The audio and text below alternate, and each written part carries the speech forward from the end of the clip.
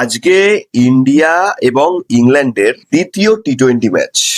এবার এই টি-20 ম্যাচটা কোথায় হচ্ছে, পিচ রিপোর্ট কেমন, এই প্লেইং ইলেভেনে কে কে খেলবে আজকে, সমস্ত কিছু বলবো। তার আগে একটা কথা বলি যে এর আগের ম্যাচে কিন্তু ইন্ডিয়া ভালো পারফরমেন্স করেছিল, মোটামুটি শ্রেয়াস আইয়ার ক্যাপ্টেন হিসেবে ভালো খেলেছে, অভিষেক শর্মা দারুণ খেলেছে এবং দুজন প্লেয়ার খুব ভালো খেলেছে, শ্রেয়াস আইয়ার, অভিষেক শর্মা ভালো খেলেছে এবং ওইদিকে শিবম ডুবে খুব ভালো খেলেছিল।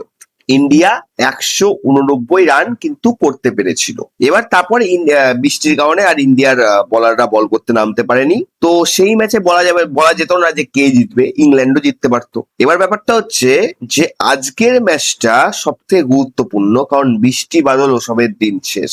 আজকের ম্যাচে যেটা হবে সেটা কিন্তু আজকের ম্যাচটা পুরো ম্যাচটাই কিন্তু হবে, ঠিক আছে, এরকম না যে পুরো ম্যাচটা হবে না। এবার আজকের ম্যাচের কোথায় হচ্ছে, আজকের ম্যাচটা হচ্ছে ওল্ড ট্রাফোর্ডে, যেটা ম্যানচেস্টারে অবস্থিত। ওল্ড ট্রাফোর্ড যে তোমার হচ্ছে ক্রিকেট স্টেডিয়াম, সেখানে হচ্ছে।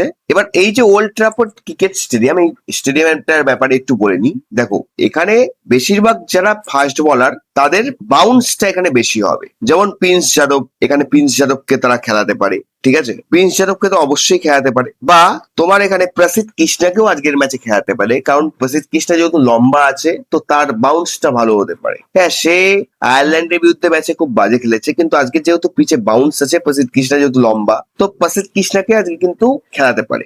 এবার তোমার ব্যাপারটা হচ্ছে যে আজকে স্পিনাররা যত পিচটা আরো খেলা হবে তত স্পিনাররা সাহায্য পাবে, প্রথম দিকে সাহায্য পাবে না, পরে সাহায্য পাবে। এবং ব্যাটসম্যানদের ক্ষেত্রে প্রথম ধরো 5-6টা ওভারে সুইং ভালো হবে, ঠিক আছে, তো একটু সামলে খেলতে হবে এবং যদি একটু তারা সময় এই পিচের মধ্যে যদি দেয় তাহলে তারা ভালো খেলতে পারবে, ঠিক আছে। এবং আজকে টসে জিতে প্রথমে ফিল্ডিং এর সিদ্ধান্তই নেওয়া উচিত, যে টিমই খেলুক না কেন, কারণ পরে সেকেন্ড ইনিংসে কিন্তু পিচ কিন্তু স্লো হয়ে যাবে, তখন কিন্তু পিচ কিন্তু মানে একদম মন্তর পিচ হয়ে যাবে, একদম ফ্ল্যাট পিচ, তখন কিন্তু ব্যাটসম্যানদের ব্যাটে বল আসবে। তো জন্য যারাই আজকে টস জিতুক প্রথমে ফিল্ডিং নেওয়ার সিদ্ধান্তটাই ভালো, কারণ পরের ইনিংসে কিন্তু ব্যাটসম্যানদের ব্যাটে বল আসবে, ঠিক আছে।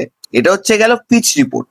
এবার প্লেইং ইলেভেন কি, দেখো প্লেইং ইলেভেন প্রতিদিনই আমি বলি, প্রতিদিনই আমরা সবাই এক্সপেক্ট করি যে বৈভব সূর্যবংশী হয়তো খেলবে। সঞ্জু স্যামসন গত 3টে ম্যাচে, আয়ারল্যান্ডের বিরুদ্ধে 2টো ম্যাচ আর ইংল্যান্ডের বিরুদ্ধে 1টা ম্যাচ, মানে গত 3টে ম্যাচে খুবই খারাপ পারফরমেন্স করেছে, কিন্তু গৌতম গম্ভীর যেহেতু হেড কোচ, সঞ্জু স্যামসনকে আবার চান্স দিতে পারে। 90% চান্স আছে যে সঞ্জু স্যামসনই খেলবে। এবার সঞ্জু স্যামসন, অভিষেক শর্মা, তারপরে ঈশান কিষান, যেটা মানে ছিল এর আগের ম্যাচে সেটাই থাকবে, চেঞ্জেস তেমন কিছু হবে না। তারপরে শ্রেয়াস আইয়ার, তিলক বর্মা, শিবম ডুবে, ঠিক আছে, তারপরে হর্ষিত রানা, অক্ষর প্যাটেল, এইদিকে তোমার আশদীপ সিং আর বরুণ চক্রবর্তী, এই তো প্লেয়ার। এবার তিলক বর্মাও অনেকদিন ধরেই স্লো ইনিংস খেলছে, সেটা আয়ারল্যান্ডের বিরুদ্ধেও হতে পারে, ইংল্যান্ডের বিরুদ্ধেও ভীষণ স্লো ইনিংস খেলছে। তিলক বর্মাকেও একটু রেস্ট দিয়ে অন্য কাউকে প্লেয়ারকে খেলানো দরকার।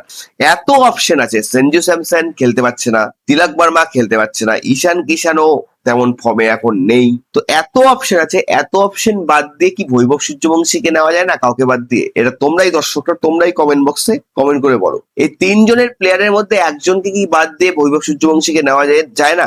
অবশ্যই যায়, কিন্তু গৌতম গম্ভীর যেহেতু হেড কোচ, তার অনেক জেদ, হয়তো সে সঞ্জু স্যামসন যতদিন না 100 ম্যাচে ততদিন মনে হয় সঞ্জু স্যামসনকেই খেলাতে থাকবে। এবং আজকের এই মানে সে যদি একটুও বোঝে মানুষের সেন্টিমেন্টাল, তাহলে আজকের ম্যাচেই চেঞ্জ করে দেবে, আজকের ম্যাচেই বৈভব সূর্যবংশীর অভিষেক ঘটবে। কারণ কপিল দেব বলেছে যে বৈভব সূর্যবংশী সচিন তেন্ডুলকার, বিরাট কোহলির মতো প্লেয়ার, মানে তাদের মতো রেকর্ড করতে পারবে এরকম একটা প্লেয়ার। তো রেকর্ড যে প্লেয়ার করতে পারবে সেই প্লেয়ারকে যদি এরকম বেঞ্চে বসিয়ে রাখা হয় তাহলে তো তার ফর্ম নষ্ট হবে, এবং রেকর্ড বা সে কি করে করবে, সেটাই তো হচ্ছে মেন কথা, তাই না? এবার ব্যাপারটা হচ্ছে যে আজকের ম্যাচে প্লেইং ইলেভেন তোমাকে বলিলাম, আগের ম্যাচ যা আছে সেম থাকবে, কিন্তু যদি কারো সুবুদ্ধি হয়, শ্রেয়াস আইয়ার বলো, গৌতম গম্ভীর বলো, কারোর যদি সুবুদ্ধি হয়, তাহলে তিলক বর্মা, ঈশান কিষান এবং সঞ্জু স্যামসন, এই 3জনের মধ্যে যে কোনো একটা প্লেয়ারকে বাদ দিয়ে কিন্তু বৈভব সূর্যবংশীকে নেওয়া কিন্তু যেতে পারে। এটা হচ্ছে মেন কথা, ঠিক আছে, এটাই হচ্ছে আসল। এবার আজকের ম্যাচে বোঝা যাবে